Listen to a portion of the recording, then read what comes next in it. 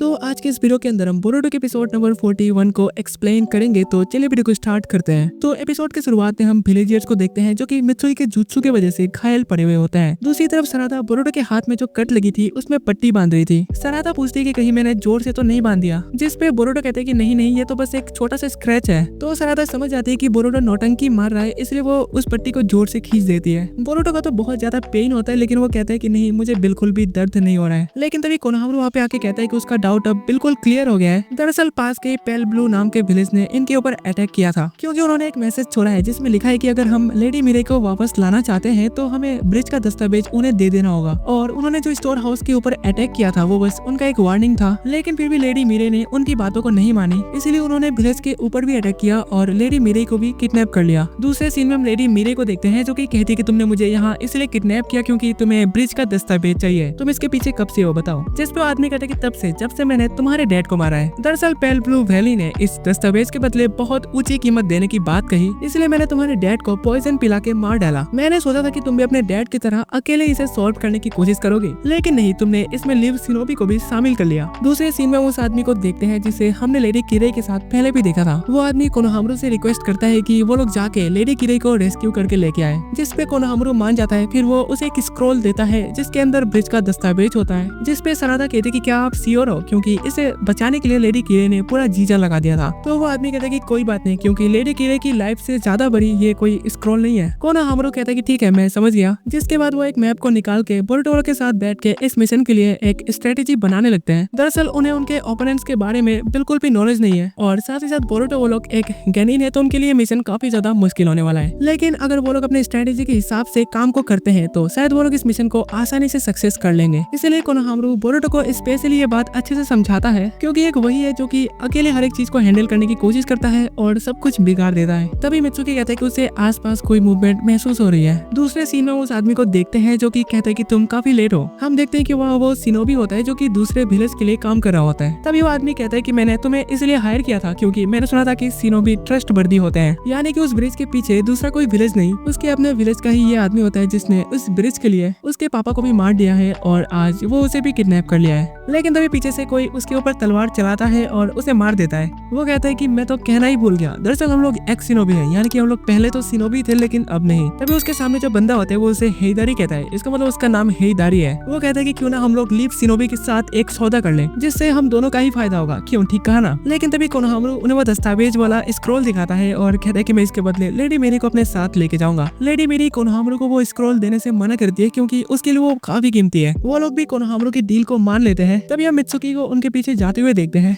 सनादा और बोरुतो भी अपने अपने पोजीशन में होते हैं, लेकिन तभी कोनोहामारू और वो शिनोबी दोनों ही एक दूसरे की पोजीशन को चेंज करते हैं। वो उस स्क्रॉल को ले लेता है और कोनोहामारू लेडी मिरे की रस्सी को खोलने में लगा हुआ होता है, लेकिन उस शिनोबी ने उस विलेजियर के मुंह पे एक पेपर बॉम्ब को लगा दिया था, जिससे कोनोहामारू के पीछे एक जोरदार ब्लास्ट होता है। लेकिन कोनोहामारू जैसे तैसे लेडी मिरे को बचा ही लेता है। पर तभी वो दोनों ही शिनोबी मिलकर कोनोहामारू के ऊपर अटैक करने के लिए आते हैं, लेकिन कोनोहामारू उन दोनों को डॉज करते हुए लेडी मिरे को ऊपर फेंक देता है। तभी बोरुतो वहाँ पे आके लेडी मिरे को पकड़ लेता है और उसे बचा लेता है। दूसरी तरफ हम देखते हैं कि कोनोहामारू और उस शिनोबी के बीच खतरनाक फाइट चल रही होती है। कोनोहामारू बोरुतो लोग से कहता है कि तुम लेडी मिरे को लेके विलेज के ओर जाओ और मैं इन दोनों को संभाल रहा हूँ, लेकिन वो शिनोबी कहता है कि मैं तुम सबको यहाँ पे मार डालूंगा। तो कोनोहामारू कहता है कि लेकिन मैंने तो तुम्हें ब्रिज का दस्तावेज भी दे दिया है, तो तुम ऐसा क्यों कर रहे हो? वो कहता है क्योंकि अगर हम इस लड़की को जाने देंगे तो आगे जाके ये हमारे लिए मुसीबत खड़ी कर सकती है, और साथ साथ तुम भी। कोनोहामारू बोरुतो लोग से कहता है कि तुम्हें बस हमारी स्ट्रेटेजी के हिसाब से ही चलना है, क्योंकि मैं उनके साथ लड़ाई और तुम्हें प्रोटेक्ट दोनों ही एक साथ नहीं कर पाऊंगा, इसलिए तुम्हें बस लेडी मिरे को विलेज तक पहुंचाना है और तुम्हारा फर्स्ट मिशन हो जाएगा सक्सेसफुल। जिस पे बोरुतो वो लोग लेडी मिरे को लेके वहाँ से निकल जाते हैं। फिर कोनोहामारू और उन दोनों शिनोबियों के बीच फाइट शुरू हो जाती है। कोनोहामारू अपना पूरा कोशिश करता है उन दोनों को यहाँ रोकने के लिए, ताकि बोरुतो वो लोग लेडी मिरे को लेके आसानी से विलेज तक पहुंच सके। लेकिन तभी वो शिनोबी अपने मुंह से एक सुई को कोनोहामारू के ऊपर फेंकता है और उसे चकमा देते हुए उसके ऊपर जुत्सु का यूज करके उसे सील कर देता है। दरअसल असल में वो उसका एक क्लोन ट्रैप होता है जो कि उसका स्पेशल जुत्सु होता है। फिर वो आशिमारू को बोरुतो वालों को मारने के लिए भेज देता है और कहता है कि मैंने सुना था कि लिव विलेज काफी ताकतवर शिनोबियों से भरा हुआ है, लेकिन तुम लोग तो काफी सॉफ्ट निकले।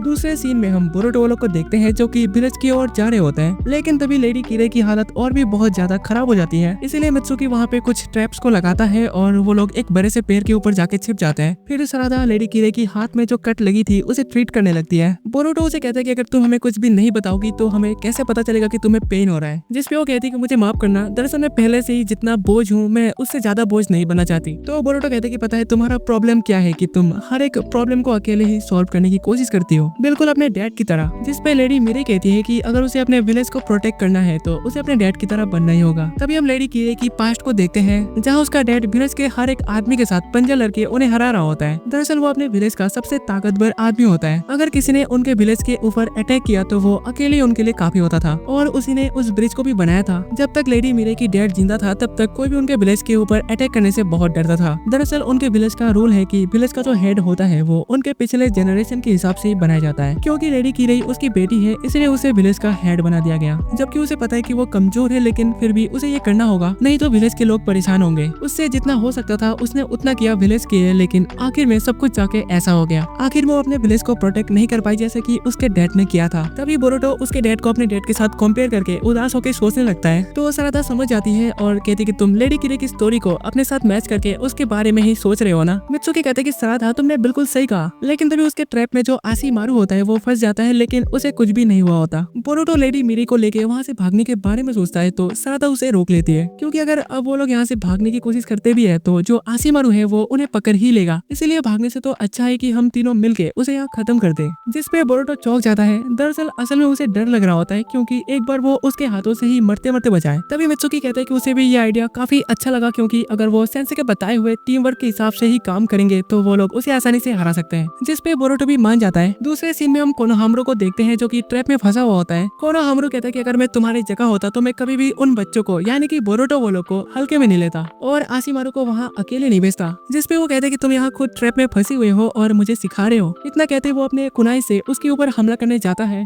तभी हम कोनोहामारू की पास्ट को देखते हैं जहाँ नारुतो ने उसे पहले ही बता दिया था कि वो विलेज थोड़ा सस्पिशियस है। उसके बारे में कई अफवाहें भी फैली हुई है, इसीलिए इस बात को थोड़ा ध्यान में रखना, क्योंकि अभी के यंग जनरेशन यानी कि बोरुटो वो लोग इस बात को नहीं समझेंगे, इसलिए उनका ख्याल रखना और उन्हें गाइड करते रहना। तभी हम प्रेजेंट में आते हैं जहाँ कोनोहामारू अपने हाथ में राशिंगन को बना लेता है, जिसके चक्र फ्लो से वो निंजा दूर चला जाता है। उसने पहली बार राशिंगन को देखा था तो वो पूरी तरीके से चौंक जाता है। कोनोहामारू कहता है कि तुमने कहा था ना कि हम लिप शिनोबी सॉफ्ट होते हैं, तो फिर चलो क्यों ना इसे तुम्हारे ऊपर टेस्ट किया जाए। इतना कहते ही कोनोहामारू उसके ऊपर अपने राशिंगन से हमला कर देता है। वहाँ एक जोरदार धमाका होता है, लेकिन असल में उसने उसके ऊपर हमला नहीं किया था, उसके किनारे किया था, जिससे उसके पीछे काफी दूर तक का एरिया पूरा गायब हो गया था। अब इस चीज को देख के वो वहीं बेहोश हो जाता है। फिर कोनोहामारू बोरुटो वालों को ढूंढने के लिए निकल जाता है। दूसरे सीन में आशिमारू को डिस्ट्रैक्ट करने के लिए वो लोग अपने कुनाई से उसके ऊपर हमला करते हैं। फिर बोरुटो अपने क्लोन से उसके ऊपर हमला कर देता है, लेकिन वो अपने तलवार से बोरुटो के क्लोन को काट देता है। फिर मित्सुकी उसके ऊपर अपने विंड स्टाइल जुत्सु से हमला करता है, लेकिन वो उसे भी अपने तलवार से ही रोक लेता है। अब बोरुटो अपने क्लोन का यूज करके उसके ऊपर हमला करने लगता है और ऊपर सराधा अपने शारिंगन का यूज करके उसके वीकनेस को ढूंढ रही होती है। मित्सुकी कहता है कि अगर हम उसके करीब गए तो हम मारे जाएंगे। तभी सराधा भी वहाँ पे आ जाती है। वो कहती है कि आशिमारू की वीकनेस ये है कि वो किसी भी वार को डॉज नहीं करता, वो हर एक वार का काउंटर अटैक करता है, इसलिए हमें बस एक ओपनिंग को ढूंढना है। अगर वो एक भी वार को मिस करता है तो उसे हम आसानी से हरा देंगे। जिसके बाद बोरुटो और मित्सुकी अपने विंड स्टाइल जुत्सु का यूज करके सराधा को जोर से पुश करते हैं, जिससे वो तेजी से उसके तरफ जाने लगती है। लेकिन तभी वो अपने तलवार से उसके ऊपर हमला करता है तो सराधा अपने शारिंगन का यूज करके उसे आसानी से डॉज कर लेती है और उसे एक जोरदार किक मार के उसे पूरी तरीके से खत्म कर देती है। क्योंकि सराधा के पास शारिंगन है तो वही उसके वार को डॉज करके उसे मार सकती थी और यही उसका प्लान था। दूसरी तरफ लेडी मेरी उनकी टीम वर्क को देख के चौंक जाती है। तभी कोनोहामारू वहाँ पे आता है और वो उसे वो दस्तावेज वाला स्क्रॉल निकाल के देता है और कहता है कि हमारा मिशन हो गया कंप्लीट। बोरुटो सराधा के साथ झगड़ा कर रहा होता है। फिर वो लोग लेडी मेरी को लेके उसके विलेज में पहुंचते हैं। लेडी मेरी गाँव वालों से माफी मांगती है और कहती कि मुझे माफ करना, क्योंकि मैंने किसी से सलाह नहीं लिया और अकेले हर एक चीज को सॉल्व करने की कोशिश किया और मैं विलेज को प्रोटेक्ट भी नहीं कर पाई, लेकिन फिर भी आप लोगों ने मुझे इतना सपोर्ट किया। असल में तो मैं विलेज का हेड बनने लायक ही नहीं हूँ, क्योंकि मैं अपने पापा की तरह नहीं हूँ। जिसपे वो गाँव का आदमी कहता है कि ऐसा बिल्कुल भी नहीं है, क्योंकि गाँव की रक्षा के लिए तुम्हारी मेहनत को देख के ऐसा लगता है कि तुम बिल्कुल अपने पापा की जैसी हो जब वो छोटे थे। असलियत तो ये है कि तुम अभी एक्सपीरियंस गेन कर रही हो। मुझे तो लगता है कि तुम आगे जाके उनसे भी महान विलेज हेड बनोगी।